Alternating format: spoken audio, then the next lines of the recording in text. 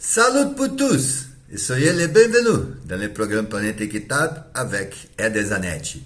We follow on our discussions about the Conference of Parties, the 28th Conference of Parties, which will take place in Abu Dhabi between the 3rd of November and 12th of December this year, 2023.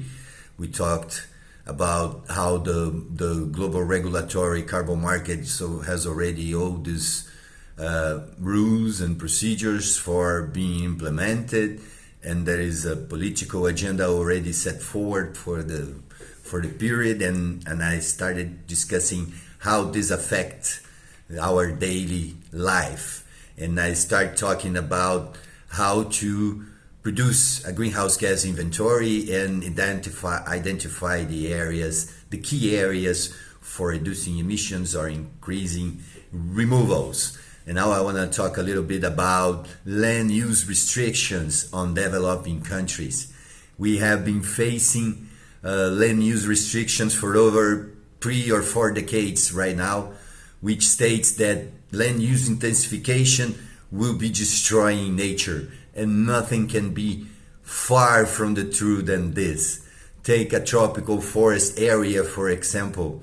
You won't find a rare or a threatened species in any given hectare of tropical forest. You have just common species. Of course, they are common to the tropics, but they are common species. They are not rare. They are not threatened. So why is this environment threatened if the species are not?